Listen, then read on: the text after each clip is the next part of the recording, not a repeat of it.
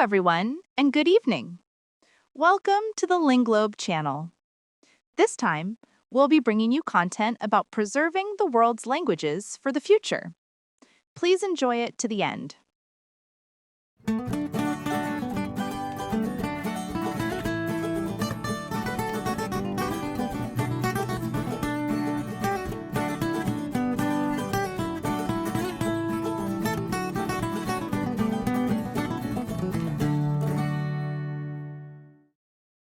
Usually when you look at a map of the world, you just visualize borders, like solid, clean lines drawn by governments. Right. But if you erase those lines and look at how people actually communicate, the map becomes, well, completely fluid. It's alive. It really is.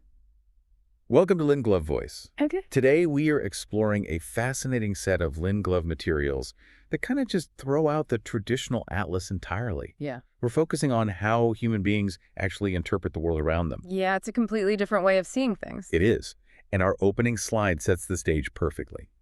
It is explicitly titled Voices of the Earth, the Origins, Cultures, and Living Languages of 10 Indigenous Peoples. And the mission for us today is to really understand how language literally encodes survival. So we're going to map how different cultures embed their unique identity, their environment, their history, directly into their grammar and vocabulary. Right.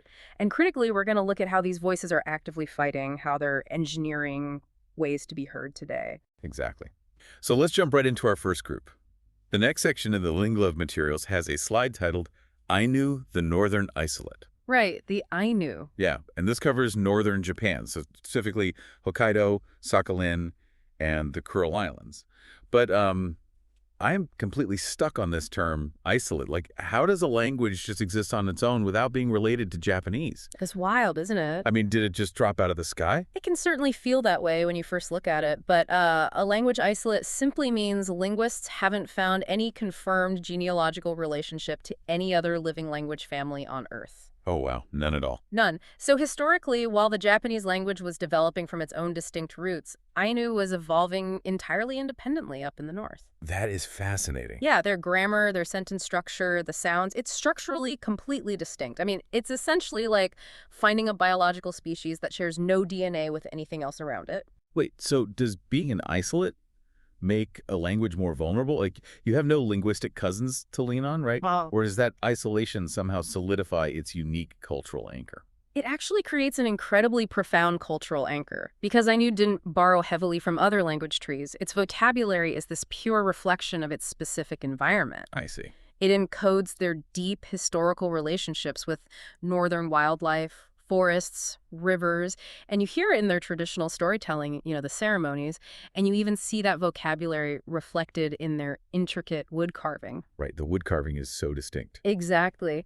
And while they faced a brutal history of intense assimilation policies, what's truly remarkable today is their vibrant modern resurgence. Yeah, they're pulling it out of the archives, aren't they? They really are. They're bringing it back into modern speakers' hands through digital archives, contemporary music, and dedicated museums. It's just a massive shift from a few decades ago. Okay, so moving geographically, but staying in the extreme cold, this brings us to the next section. We have a slide titled Sami Dialects of the Snow. Right. And this covers the Sapmi region. So we're talking northern Norway, Sweden, Finland, and Russia. But what stood out to me in the Linglobe materials is the surprising diversity here. Oh, absolutely. Like, it isn't just one monolithic language, right? It's a whole cluster, including North, Inari, Skolt, South, and Luli Sami. I kind of imagine this like having a belt of highly specialized tools, and each one is perfectly calibrated for a different part of the Arctic ecosystem. Right. Am I off base there? No, that tool belt analogy is spot on. I mean, these languages belong to the Uralic language family. Okay. And if you're herding reindeer in the mountainous terrain of South Sapmi, you need a very different linguistic tool. You need a completely different set of vocabulary for snow conditions, ice textures, and herd movements. Compared to someone in a different region. Exactly, like someone navigating the dense forested regions of Inari Sami. The language physically maps the exact reality of the speaker, right down to the specific materials they need for their traditional duaji handicrafts. But if you have all these distinct, highly specialized varieties spoken by very small, isolated communities, How do they even survive modern pressures? Well, that was the existential threat, honestly. They were fading, Right. but they fought back by pioneering what we call language nests. Language nests. Yeah, imagine an immersive early childhood environment where only the indigenous language is spoken. You basically take toddlers and surround them with elder speakers. Oh, that's brilliant. It is. It skips that missing middle generation and directly wires the language into the kids' developing brains. And it's been so successful that these dialects are being pulled back from the brink. They're moving out of small villages and powerfully into modern universities and regional politics. That's incredible. Well, leaving the Arctic, we head out into the vast ocean. Our next slide is titled Maori Navigators of the Pacific. Yeah. We're looking at Aotearoa, New Zealand now. And the text really emphasizes this profound relationship with the land and sea that is perfectly preserved within Te Reo Maori. Yeah, and to understand how that works, you have to look at their Austronesian language family origins, specifically the Polynesian branch. Right, the Navigators. Exactly. This language was brought to New Zealand by some of the most skilled ancestral navigators in human history. The language itself literally holds that navigational and ecological knowledge. And what makes the Maori context so vital for you to understand as a listener is their status today. I mean, they are absolute global pioneers in language revitalization. We really are the gold standard. Yeah, I know we just talked about language nests, but the Linglobe materials highlight the Maori Kungario movement. And that is precisely where the immersion concept gained massive global traction. Kungareo translates directly to language preschools. Decades ago, Maori elders realized the language was dying out with them. So they didn't wait for government permission. They just started these grassroots immersion preschools entirely on their own. Just a total community effort. Exactly. It was a localized educational push that was so wildly effective at producing fluent children that it forced a fundamental shift in national policy. Wow. Yeah, it culminated in Maori becoming an official, recognized language of New Zealand. That is just a perfect transition to our next group because we see very similar immersion efforts in the American Southwest. This slide is titled Dine Navajo Athabaskan Teachings. Right. Most people are probably familiar with their international renown as the WWII Code Talkers. But, Dine Bizad is so much more than just a historical footnote. Oh, much more. I really want to talk about the concept of hozo, which translates to balance, responsibility, community, and land. Does the language itself actually act as an instruction manual for living in that specific desert landscape? It really does, and it happens at this deeply mechanical, grammatical level. Dine originates from the Athabaskan language family. Okay. And in English, we focus a lot on nouns, right? The objects. But in Dine, the focus is heavily on verbs. It's all about the actions, the states of being, and how things relate to each other. Can you give me an example of how that actually works in someone's brain? Sure. Well, you can't just casually say, I dropped something. Why not? Because the verb root you use changes entirely based on the physical properties of the object you're dropping. Oh, wow. Yeah, like, is the object round and solid? Is it flat and flexible like a blanket? Is it animate? The intricate verb structure physically forces the speaker to constantly observe and classify the natural world around them. That is wild. Yeah, you cannot speak Navajo fluently without being deeply aware of your physical environment. It literally forces you into a state of of balance and connection. That is incredible. But the materials note, they are battling declining intergenerational transmission today. If the grammar is that structurally complex, how do you teach it if the chain between elders and kids gets broken? That is the immense challenge right there. Because the sound system and grammar are so intricate, you cannot easily learn it from a standard textbook. Right, it doesn't translate well. Exactly. You have to hear it and live it. So today, advocates are relying heavily on structured immersion programs and modern digital media to artificially recreate that broken chain of transmission, just trying to keep that instruction manual alive. Let's head further south into the forests of Chile and Argentina. The title for this slide is Mapuche Words of the Land. Yes, the Mapuche. What's fascinating in this section of the Linglobe materials is that, historically, they were a locally organized society. So rather than being ruled by this massive centralized empire, they were deeply unified by shared agricultural traditions, weaving, and medicinal knowledge. And that decentralized structure is a vital distinction. Their deep connection to their environment is revealed through a really fascinating linguistic literalism. Oh, how so? Well, their language is Mapudungun, and the name literally encodes their origin. Mapu means land, and K means people. So they are the people of the land. Quite literally, yes. And because they were so decentralized, you couldn't just capture their capital city and defeat them because, well, there was no capital city to capture. Exactly. And that historical resilience carries directly into their status today. They are actively fighting the dominance of Spanish, and they're thriving in both rural spheres and major urban centers. Right, they're adapting. Yeah, they aren't just relying on ancient traditions. They're using community radio, digital media platforms, and modern literature to ensure Mapudungun remains a living, evolving voice for the modern world. Moving north into the central and western Guatemalan highlands, we find our next slide. The title here is Kachchickle Maya Highland Continuity. Right. I just have to marvel at that phrase, centuries of continuity. It's incredible how their traditional textile production, agriculture, and festivals have survived centuries of intense conquest and severe political violence. The survival of these systems is absolutely staggering, and that continuity is rooted in the Mayan language family. Kachchickle is closely related to other prominent languages in the region, like Quechua and Tutus. But the tab notes it maintains distinct grammar. So even though they are related, they aren't completely mutually intelligible. Correct. Think of it somewhat like Spanish and Italian. Okay. Yeah, they share a deep root, but you can't just effortlessly swap between them. Kachchickle has its own distinct grammar, pronunciation, and literary traditions. Right. And what's so powerful about their current status is that they aren't just holding on to the past. They are engineering this continuity for the modern era. How exactly are they doing that? Primarily through the development of standardized writing systems. For a long time, Indigenous languages were strictly oral, or if they were written, it was super inconsistent. That makes sense. So by standardizing the writing, highly active Maya cultural organizations can publish books, conduct ongoing linguistic research, and really champion the language in daily formal life. That brings us to a massive linguistic network. The next slide is titled Quechua Peoples the Andean Network. Ah, yes, Quechua. We're looking at a language spoken by millions across 6 countries: Peru, Bolivia, Ecuador, Colombia, Argentina, and Chile. Yet, there is a glaring paradox here, right? Yeah. It still faces significant linguistic discrimination. It really does. With those constant societal pressures, how does a language network this massive actually survive? Well, it survives because it functions as the essential operating system for the High Andes. Interesting. The Quechuan languages represent a vast group of regional varieties that actually predate the Inca Empire, even though the Inca utilized the language to expand their reach. What do you mean when you call it an operating system? I mean, you literally need the language to function in that specific harsh environment.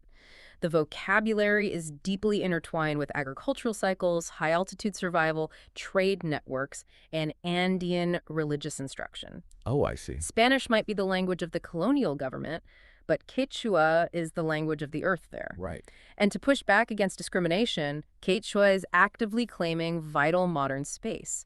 You'll now find it being utilized as a requirement for urban employment in contemporary television broadcasting, and crucially, in modern healthcare settings to properly treat Indigenous patients. Wow, that's incredible. Let's return to the freezing temperatures of Arctic Russia for our next slide, which is titled Nenets Lexicon of the Tundra. Okay, back to the cold. Yeah. Now, earlier we talked about the Sami language acting as a tool belt, but reading through the environmental knowledge of the Nenets, I get a completely different picture. It seems to me that the Nenets language is essentially a hyper-advanced climate computer. Oh, I like that. Unpack that a bit. How do you see it functioning like a computer? Well, the Linglobe materials detail this unparalleled environmental knowledge.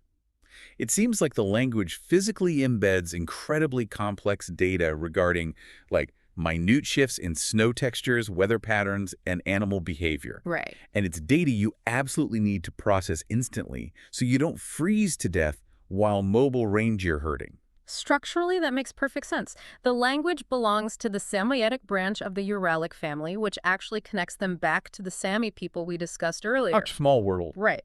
They are divided primarily into tundra and forest Nenets. And if you're migrating hundreds of miles across the tundra, you don't just have one generic word for snow. Right, that wouldn't be enough. Exactly. You need distinct, precise terminology for snow that can bear the weight of a sled versus snow that is crusted over and will cut a reindeer's legs. The language computes and embeds all of that complex data into everyday speech. But the climate is changing rapidly. How does that computer adapt? That is their biggest modern tension. They're actively trying to adapt this ancient, precision-built reindeer herding knowledge to the harsh realities of rapid industrial development and climate change. It's got to be tough. It is. They're achieving this adaptation through family teaching, traditional storytelling, and increasingly modern digital preservation just to keep that hyper-specific environmental data alive. Well, we are leaping back into the Pacific Ocean now for a slide titled Native Hawaiians' Austronesian Resurgence. Right. Now, Hawaii is known across the globe as a massive tourist destination, obviously. But the Linglobe materials present a totally different angle, highlighting them as a global model for language rescue. The rescue effort there is legendary, and it's deeply tied to their origins. Lela, Hawaii is part of the Austronesian language family, so it shares the Polynesian branch with Maori. Okay, another connection. Yeah. Culturally, the language is bound to highly complex ancestral systems of navigation, aquaculture, genealogy, and environmental management. So how do they pull off this resurgence after facing such severe historical decline? By mirroring what the Maori did, but really scaling it up through the creation of Hawaiian medium schools. Like the language nests. Yes, but even further, these aren't schools where you take Hawaiian as a secondary subject for like an hour a day. These are environments where children learn math, science, and history entirely through the Hawaiian language. Oh, wow. Total immersion. Complete immersion. They live inside the language every single day. It seamlessly bridges that ancient oceanic knowledge with a completely modern upbringing. Next, we head to the sprawling savannas of Kenya and Tanzania. The slide is titled, Maasai the Nilotic Voice. Yes, the Maasai. There's this persistent stereotype that traditional pastoralists are somehow frozen in the past. But I want to push back on that, because the materials clearly show Maasai communities actively navigating massive land use changes and urban migration. It's a really crucial distinction to make. Their language, Ma, belongs to the Eastern Nilotic branch. And yes, their cultural anchor is undeniably a pastoral identity entirely shaped by age-based social organization, livestock, and deep oral knowledge of land management. Right, but they aren't just rejecting the modern world to stay on the savanna. Not at all. They are actively choosing their future on their own terms. The Maasai are successfully integrating the Ma language into modern medicine, wildlife conservation negotiations, and contemporary business ventures. That's amazing. Yeah, for example, they use traditional ecological terms encoded in Ma to inform modern climate change mitigation strategies. They are proving that you can fully participate in a globalized world without surrendering your indigenous identity or language. Let's zoom out now and look at the big picture. Our next slide is titled Tracing Origins and Environments. Right, the synthesis. Yeah. When we step back and look at all 10 of these communities together, clear patterns really start to emerge. What the Linglobe materials synthesize so beautifully here is how language ecosystems perfectly mirror physical ecosystems. We can actually break this down into 4 distinct quadrants based on everything we just covered. Okay, let's trace them. First, we have the isolates and unique roots. That's the Ainu in Japan and the Mapudungun in Chile, which have origins completely independent of dominant neighboring languages. Exactly. Then there's the northern arc. Those are the Uralic languages of the Sami and Nenets, featuring vocabularies precision-built for Arctic survival, reindeer, and snow. Third is the oceanic expansion, the Austronesian languages of the Maori and Native Hawaiians, fundamentally shaped by ancestral navigation and island ecosystems. And finally, the Highland and Savannah adaptations. This includes the Mayan, Quechuan, Athabaskan, and Nilo-Saharan languages, which masterfully map vertical altitudes, deserts, and vast plains. It really is a beautiful mosaic. But despite those vastly different geographies, there are tragically shared struggles. Very true. Which brings us to our next slide titled, The Pressures on the Spoken Word. Regardless of location, all these languages share a common narrative of resilience against systemic pressures. Yeah, it's a tough history. I want to pause on the concept of the tipping point that is mentioned here. Was this a sudden, singular event or more of a collective realization across the globe that intergenerational transmission was breaking, forcing communities to consciously fight back? It was a conscious, incredibly painful realization. Before that tipping point, you had devastating assimilation policies across the board, boarding schools, and forced migrations exclusively favoring dominant colonial languages. Right. You also had intense systemic discrimination, which marginalized Indigenous voices in formal education and government. So the transmission from grandparent to grandchild was literally being severed. Yes. The tipping point represents the critical moment when these communities realized that if they didn't aggressively intervene, that chain of transmission would permanently snap. It was an intentional, hard-fought turning point against total erasure. And that leads perfectly into how this fight is actively being won today. Our final slide title is Engineering the Linguistic Renaissance. Yes, the Renaissance. What truly strikes me here is that these ancient languages are not museum pieces collecting dust. They are being engineered into the future, using the exact same tools like formal schools and mass media that were historically used to marginalize them. It is the ultimate form of linguistic reclamation. The Linglobe materials outline three major pillars driving this renaissance today. First is early education, those critical language nests and immersion environments we discussed with the Maori and Native Hawaiians, getting the language directly to the youngest generation. And the second pillar is digital media.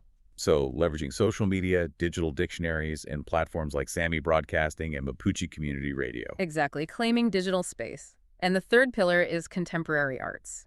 These communities are creating entirely new cultural spaces in modern music, film, and literature. Which is so cool. It proves that these languages are just as capable of expressing the future as they are preserving the past. And, if there's one provocative thought for you to take away from all this, it brings us back to that idea of language as a map. When a language is saved, we aren't just saving a collection of words or a set of grammar rules. We're saving an entire unique operating system for understanding the Earth. If we lose even one of these voices, what crucial instruction manual for human survival might we be losing with it? Thank you for watching until the end. We will continue to bring you many more languages from around the world. Please subscribe to our channel. See you next time on the Linglobe channel.